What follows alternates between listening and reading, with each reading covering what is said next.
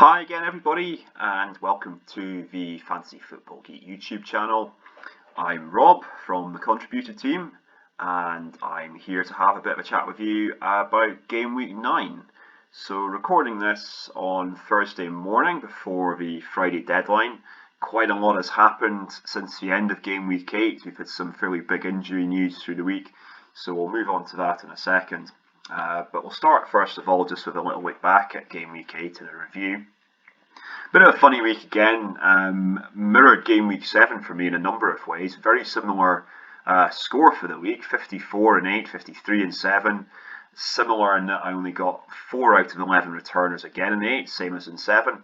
But the difference was where in 7 that was enough to get me a very hefty green arrow in a near rank halving week. This week it's a 47k red arrow, so my overall rank has dropped to 361,000.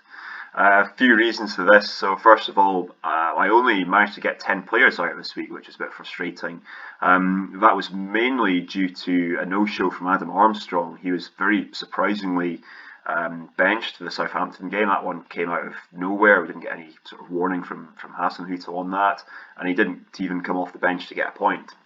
My bench was already quite thin in the first place. I'd held on to Rafinha and Rudiger, who were both yellow flag going into the week. Rafinha, international break reasons. Rudiger had picked up a small injury. So I only had MacArthur as a playing bench player anyway, so he had come into the lineup.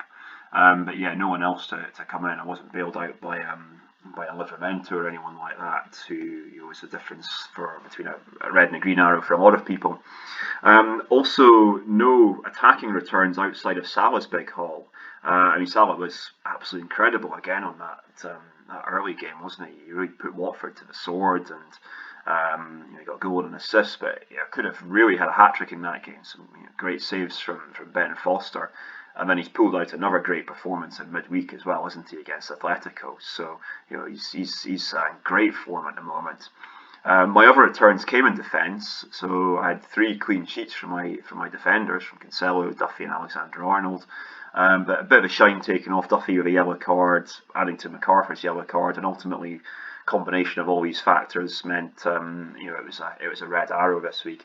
It could have been a lot worse, I think. I've only had 10 players play, and it's only a 47k red arrow, and everything's still pretty close in terms of the scoring and the overall rankings. So I'll maybe count my lucky stars that I'll have it drop further down the ranks after that. So we'll take that and we'll move on. Now, one thing to note, I've put my team points up as of, I took the photo and the screenshot on that this morning, and you'll notice the big fat red flag in the bottom right on Romelu Lukaku, and this is the big problem and the big dilemma, I think, now for Game Week 9. A lot of managers have brought them into their team. He's got a key fixture this week, from an FPL point of view. Norwich at home looked a good kind of banker that for captaincy. Now looks not to be the case. We've not had confirmation how injured he is, how long he's out for. Tuchel gave a few comments in the post-match last night, and was fairly non-committal, just saying I'm going to wait for assessment, but looks like he'll be out for a little bit.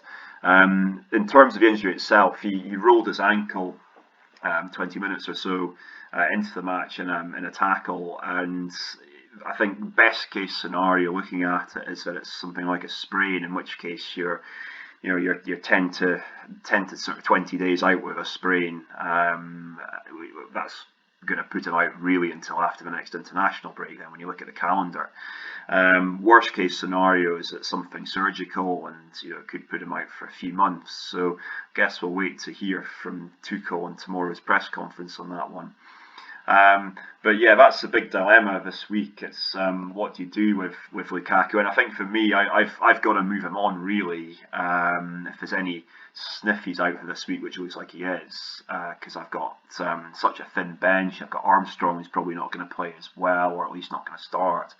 So what I've done for today's little thing, I've gone through some of the forward options and just looked at a couple of sort of metrics, and picked out some of what I think are the best replacements.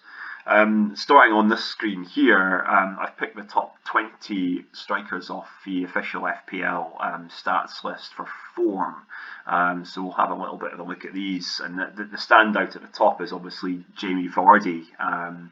He's been in fine form over the last few weeks. And then looking a bit lower down, we've got Firmino, obviously following up from his hat-trick against Watford. Obviously got a more difficult fixture this week as well. And then high in the form, we've got Jimenez, Aubameyang, Iheanacho. And then looking a little bit further down, we've got some players who've come off the back of scoring last week. So we've got Harry Kane coming on there now. Callum Wilson scored on Sunday. Already mentioned Broja. Sorry again, Sergio. So yeah, a few players. Edward Monday night as well. All in the goals. So that's how the form list looks, and that's your top 20 on that. So quite a few options on there. And I'm going to kind of tally that up a little bit with fixtures also. So this is the fixture schedule that's come off the Fantasy Football Geek website. Brentford at the top of this now. They've got, look at that, game week 10 to 12 set. Burnley, Norwich, Newcastle, plum fixtures there. But in reality, Brentford's good fixture run actually stretches a little bit beyond the end of the screen here as well. They've arguably got good fixtures coming right up into the new year. Chelsea still sit second on there. Again, look at those next three: Norwich, Newcastle, Burnley. It's interesting how those three seem to get clustered together for a couple of teams. But the downside with that is they don't have a fit striker at the moment. So Timo Werner also went off injured last night with what looked like a hamstring pull. So I guess you could consider, do you switch into another position for Chelsea? Do you go for maybe Havertz in midfield or Mason Mount or someone like that? Havertz could well play as a false nine, I guess, against Norwich. And then coming up, Leicester have got three good fixtures coming from sort of game week 10, game week 11 onwards, just with that sort of red against Chelsea in there. We've got a nice 3 for Spurs a bit lower down as well. They've got 2 out of that cluster of 3 of the Leeds, Newcastle, Burnley. 3 they've got from game week 12 onwards, Leeds and Burnley. So their teams we're keeping a little bit of an eye on as well. Wolves and Southampton obviously still quite high up as well, and got potential striker options. So that's where we are fixtures wise. So tallying the two of these together, and this is kind of what I've come up with, sort of a list of options for you.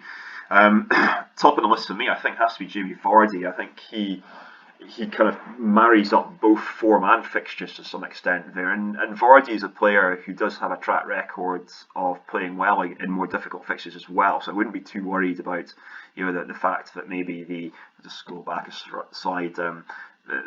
We've got sort of Arsenal and Chelsea kind of thrown in there. He is quite good against the sort of better teams as well, and he's doing really well stats wise. He's top goal scorer in the last 5 weeks, and in that period on the stats charts, he's second for goal attempts, shots in the box, and big chances as well. So I think he gives you the good sort of mix of form and fixtures there as a reason why he's at the top.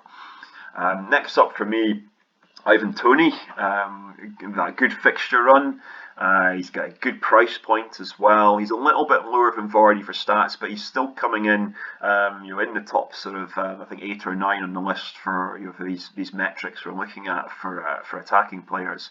And I think just talking from the eye test point of view, I've watched a couple of their last sort of games, a sort of Liverpool game, sort of Chelsea game as well. I think Tony's been pretty good on the eye test. He's giving defenders a lot of problems. He's offering chances of goals and assists as well. He's also on penalties.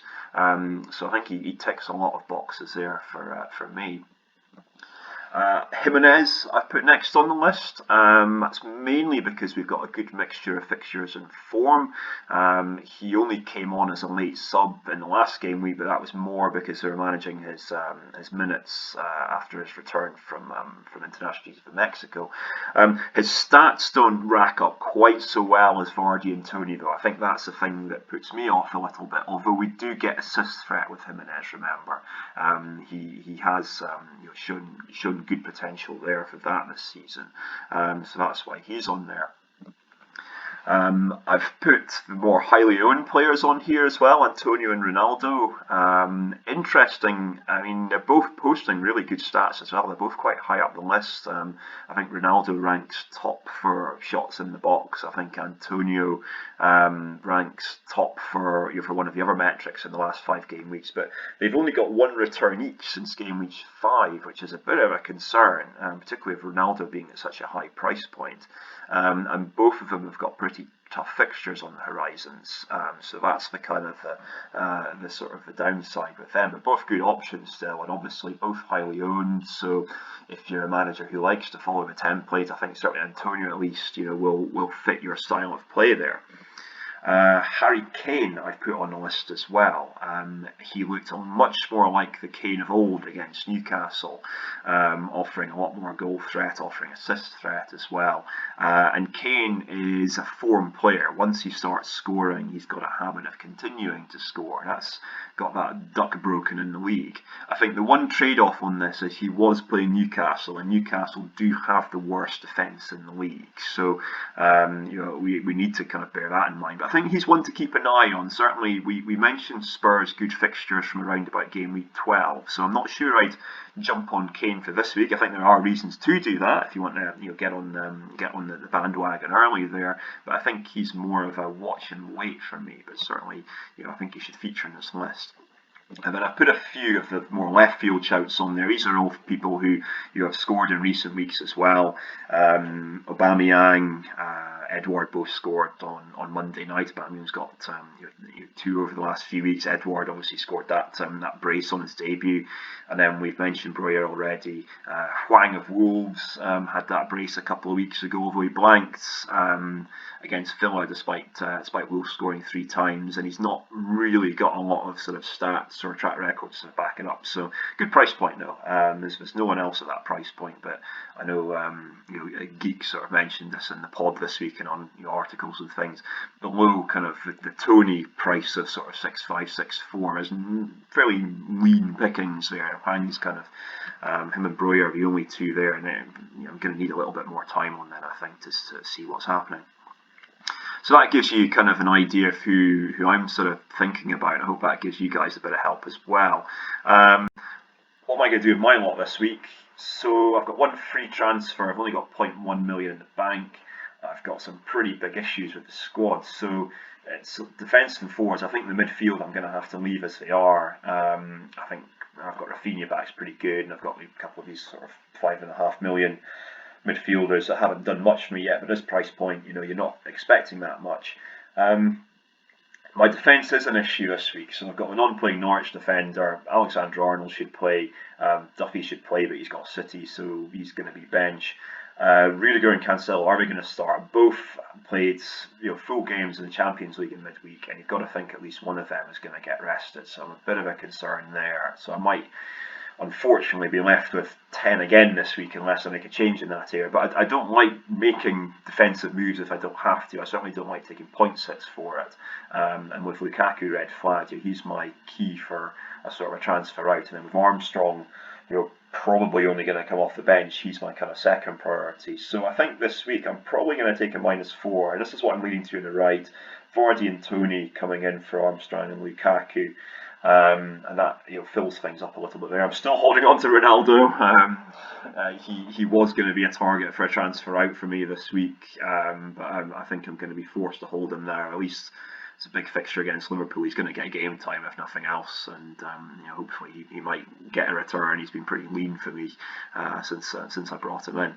I guess the one thing that Lukaku's injury has done is it's probably solved our captaincy dilemma a bit. There's been quite a lot of debate on social media and certainly on the podcast this week. Do we go for the fixture pick of Lukaku? Do we go for the form of Salah? Well, that's answered the question. It's the form of Salah for me now. So my captaincy will be on him this week. So that's, I think, where I'm going to go. But I'll post my team on Twitter probably sometime around 4 or 5 o'clock on Friday afternoon, just to kind of confirm my moves before the deadline there. So that's it from me for game week 9. Good luck for this week. I hope this has been useful for you. Don't forget, if you like what we're doing here on YouTube, please like and subscribe to the channel. That would be absolutely fantastic. If you've got any comments, please feel free to leave them in the comments section. Otherwise, thank you very much, and I'll see you in game week 10.